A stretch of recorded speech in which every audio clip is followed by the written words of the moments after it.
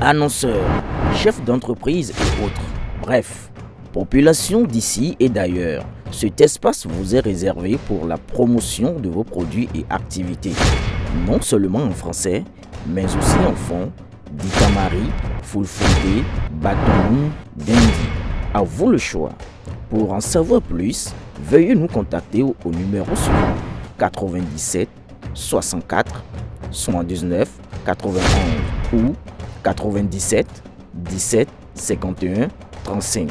L'intervention de M. Ousmane Batoko n'a rien de fraternel mais de politique. Fin de citation. Rachid Gbadamassi, une fois encore, dynamite l'ancien président de la Cour suprême et lui rappelle qu'il ne s'agit pas d'une querelle de personnes, mais plutôt des questions de développement de la ville de Parakou et des considérations politiques et politiciennes. C'est au détour d'une interview qu'il a accordée au journaliste Moudachirou Akakpo de CDD News. Honorable Rachid Gbadamassi, bonjour. Bonjour, cher ami journaliste. Dans une émission diffusée sur une chaîne de la place, l'ancien président de la Cour suprême, Ousmane Batoko, a déclaré qu'il n'accepte pas que des proches du chef de l'État, Patrice Talon, aient pu essayer d'attenter à son pouvoir et que lui n'est pas d'accord avec le président de la République sur le cheminement démocratique qui est le nôtre depuis 2016. Comment réagissez-vous à ces nouvelles déclarations de Ousmane Batoko? Rachid Gbadamassi, en tant que jeune frère, personne physique, n'a rien contre l'aîné Ousmane Batoko. Monsieur Ousmane Batoko reste et demeure un aîné, un grand frère que je respecte, que je respecterai toujours. Mais en tant que politique, leader politique, animateur de la vie politique, je lui reproche beaucoup de choses. En tant que politique, je ne suis pas d'accord avec sa déclaration, avec son comportement. Sa déclaration nuit aux intérêts de la commune de Parakou. Son comportement peut freiner politiquement le développement de la ville de Parakou. Et vous savez, en matière d'intérêt général, en matière d'intérêt de la ville de Parakou, je n'ai pas d'amis, je n'ai pas de frères. Ce qui prime, c'est le développement de la commune de Parakou. Parce que n'oubliez pas que Parakou est en retard et nous voulons rattraper le retard de développement. Tout comportement, toute déclaration qui peut freiner le retard de développement de Parakou serait combattu. Je voudrais rappeler humblement l'attention de M. Batoko, de l'ensemble de l'opinion publique, que les contradictions politiques que je porte à l'égard de la position politique, politicienne et partisane de Batoko et la manifestation de l'adversité politique entre nous ne repose pas sur des rapports de grands frères et de petits frères. Il faut que cela soit clair, limpide. Quand il envoie les jeunes m'attaquer politiquement, ce n'est pas une affaire de grands frères et de petits frères. C'est une affaire de rivalité entre politiques. Monsieur Batoko est politique, je suis politique. Je suis politique dans l'espace public. Si je rends visite à monsieur Batoko, chez lui à la maison, pour le saluer, en ce moment, c'est le petit frère qui lui rend visite. Et je le saluerai dans ces conditions, dans la pure tradition qui est la nôtre. Sur le terrain politique, nous ne sommes pas camarades, nous sommes diamétralement opposés du point de vue idéal, vision. Et chaque fois qu'il va attaquer directement ou indirectement le gouvernement Talon, je vais lui apporter la réplique et de façon disproportionnée. C'est une mise au point qui vaut pour lui et les pseudo-moralisateurs de l'espace public et aux donneurs de leçons de droit d'aînesse. En réalité, il n'y a pas eu de nouvelles déclarations. Ousmane Batoko n'a fait que répéter autrement ce qu'il avait déjà lancé comme attaque contre le président de la République, son Excellence, Patrice Talon, et sa gouvernance très fructueuse et productive pour le Bénin et surtout pour ma ville, ma chère ville que j'aime, que j'affectionne, la ville de Parakou. Cette ville qui m'a tout donné et que je n'ai pas le droit de trahir. La seule différence est que cette fois-ci, il n'a pas recouru à la ruse lexicale. Il a eu le courage d'être plus clair dans ses propos, confirmant ainsi cette diatribe mal inspirée contre la gouvernance actuelle. Je remercie tout au moins d'avoir eu ce courage. Vous savez, le problème de Ousmane Batoko, c'est qu'il est trop fier de lui et de son parcours pourtant jonché de fautes, de coups d'abus, de mensonges et autres pratiques peu orthodoxes. Ousmane Batoko n'a jamais accepté la démocratie par choix ou conviction. La démocratie s'est imposée à lui, lui qui voulait que le régime du PRPB et son président soient éternels à cause des jouissances personnelles que ce régime lui procurait. Il n'est pas un démocrate originel et est très mal placé pour promouvoir la démocratie ou en donner des leçons. Quand il dit « j'ai été ci, j'ai été ça », je voudrais lui demander humblement qu'est-ce qu'il a été et que personne n'a jamais été. Tout d'abord, veux-tu que je lui rappelle comment il a été, ce qu'il a été? Monsieur Ousmane Batoko a-t-il oublié que c'est au moyen de chantage et de menaces ridicules d'un candidat à l'élection présidentielle de 2016 pour émetter et diviser l'électorat du Nord qu'il a obtenu de Boni Yahi, ancien président de la République, sa nomination en tant que président de la Cour suprême? Ce n'était pas un mérite, c'est le fruit de chantage, pour ne pas dire honteux, face auquel l'ancien président Boni Yahi n'a pas résisté. En tout cas, si le président Boni Yahi veut être honnête, il sait ce que je dis. Quelle leçon de gouvernance publique un meilleur chanteur peut-il enseigner? Ensuite, cher ami journaliste, vous voudrez bien lui demander de vous dire de tout ce qu'il a été là, qu'est-ce que le peuple béninois en a tiré et surtout, qu'est-ce que sa région, sa ville natale en a tiré? Rien, rien, et je dis rien. Même pas une brique pour la construction d'une salle de classe. C'est un justin patenté qui pleure le retard du biberon à 80 ans, comme un bébé de 2 ans. Il a parlé de son désaccord avec notre cheminement démocratique sous Patrice Talon.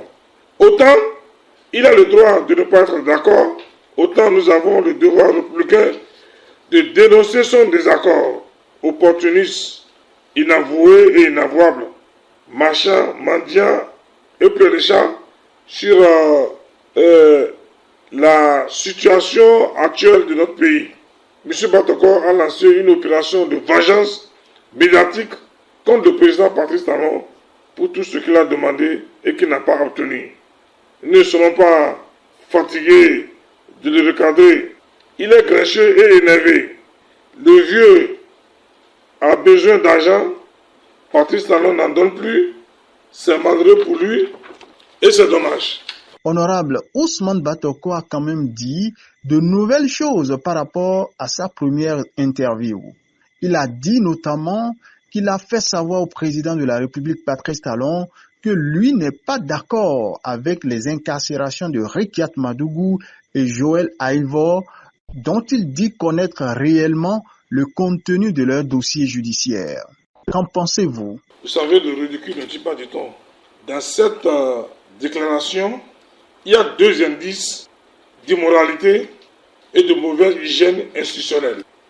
Le premier, c'est qu'au moment des affaires judiciaires dont il parle, il était effectivement encore dans ses fonctions de président de la Cour suprême.